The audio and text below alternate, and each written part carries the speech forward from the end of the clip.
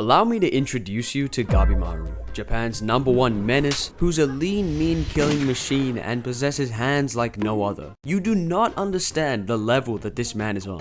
And while you might think this power makes him untouchable, Hell's Paradise begins with Gabimaru being dealt a death sentence for his crimes, because he's one of Japan's most notorious shinobi, Gabimaru the Hollow. How cold is that? Imagine being so good at killing people, so relentless that you're called the Hollow, as if you have no emotions or thoughts and only killing instinct. And that's because it's the only life he knows. Gabimaru was born into a shinobi village called Iwagakure, and the chief slimed out his parents when he was just a baby, training him to be a shinobi ever since. Now, since he's the MC, we all hope he makes it out alive to go on some sick adventures, but there's a bit of an issue.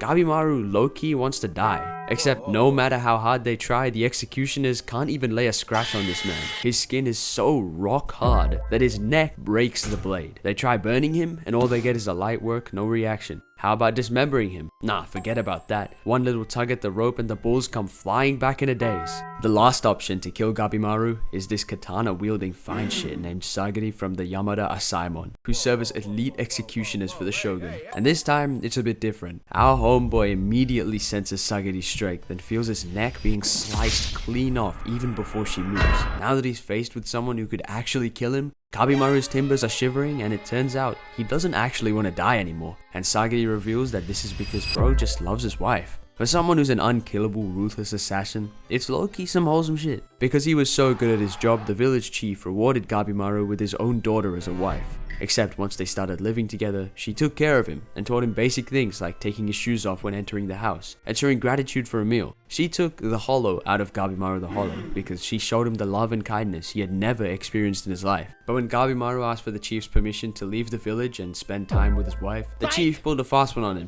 and turned him over to the ops. So when we come back to his execution, Gabimaru decides he's finally ready to throw some hands. He denies the wife lover allegations because he ain't ready to accept that someone like him could develop such emotions, but suddenly Sagiri breaks up the fight, saying there's a way he can get a pardon and see his wife again. But the catch is, he has to go to hell.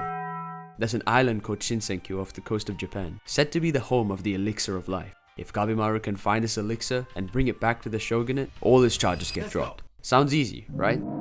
The thing is, Shinsenkyo is actually filled with many unknown dangers which have made all previous expeditions there unsuccessful, and now the shogunate plans to send all kinds of powerful convicts to the island, offering anyone who finds the elixir a pardon. Gabimaru isn't just up against the horrors waiting in the island.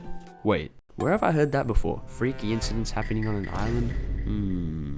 But he's also up against Japan's most dangerous criminals and Diddy Bloods. Will he make it out alive? Hell yes he will! My man just wants to see his wife and he ain't gonna let anyone stand in his way. But his executioners decide that they want to be cocks for the day, and Gabimaru just isn't gonna let that slide. So this man uses his secret ninjutsu techniques to light himself on fire and then proceeds to embarrass the shit out of these buffoons. Fast forward a little and all the criminals for the mission have been gathered up by the Yamada Asaemon. But since there's way too many of them to handle, the shogunate just lets them slime each other out until they have a manageable amount. How about we have a look at some of the promising talent in this group? So first, we've got Bakugo, who instead of having explosive sweat, is a bloodthirsty gangster. And then we've got Ninja Baddie over here, and she can use those skills on me any day. Also got Big Green Guy and Big Yellow Guy. Most of the criminals get killed and some idiot tries to run ones with Gabimaru, so he proceeds to go sicko mode on these convicts because he just wants to see his wife.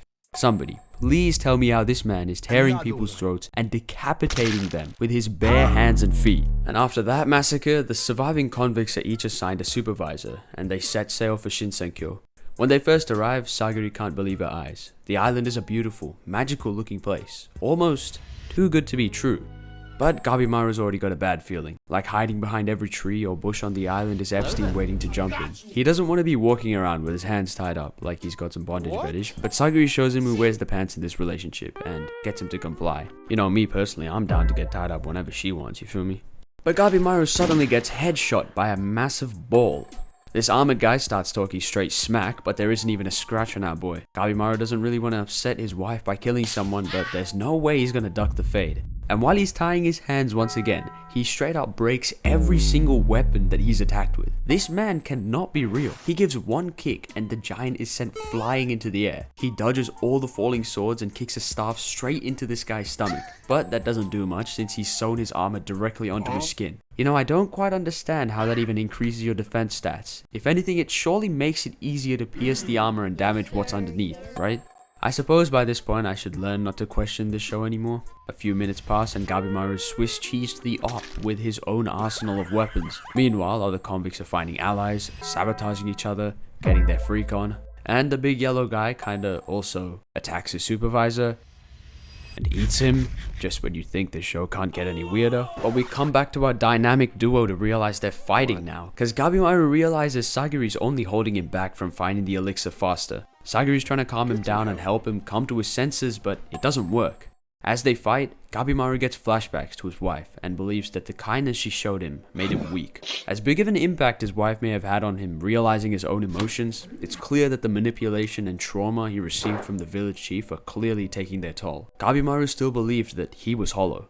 He snaps Sagiri's blade, and all she has is her sheath for defense. But fellas, as much as we love an independent queen, we know she's no match for the hollow, especially when his emotions aren't holding him back. He quickly pins her down and is about to deal the final blow, but he's held back by the thought of his wife. And with Sagiri's encouragement, he calms down, realizing that it ain't so bad to hold back and love a little, you know? That it's actually strong to be weak. Oh, better start calling me Master Uguay with these philosophical bars. Sagiri forgives him for crashing out on her even though he's low-key mentally unstable, I'm not gonna lie. Elsewhere in the jungle, Big Green Samurai and Mini Yellow Samurai stumble across an area with man-made objects. Yo, write that down guys, it's probably really important for lore. A butterfly lands on Green Samurai's hand, but it turns out it ain't no regular butterfly, it's a freaking diddy fly with a long-ass diddler. He instantly cut off the hand it stung to stop the diddy virus from spreading further in his body, and his hand contorts into a half-tree, half-hand mess. There is no way that he was the first person that we are seeing getting stung. These butterflies are literally flying everywhere, and you're telling me no one else has gotten stung yet. But they aren't the only issue, because out of the bushes come huge centipedes with fingers wriggling around in their mouths. And the Big Green Samurai gets turned on by the possibility of painful death. But we aren't done yet. Freak Senkyo Island only gets freakier. What the hell do you even call this thing? I am telling you, the person that made Hell's Paradise was on something when they came up with the monsters. Legit little bit of this and little bit of that. This shit cannot be real. And Gabimaru and Sagiri have their own problem to deal with. A fish. Well, kind of. If it is already this weird, 3 episodes in, I cannot imagine what else is waiting on the rest of the island. But if y'all want to see that too, let me know in the comments. I'm elbow revealing at 1K, so smash subscribe for that, I guess. Watch this next, please.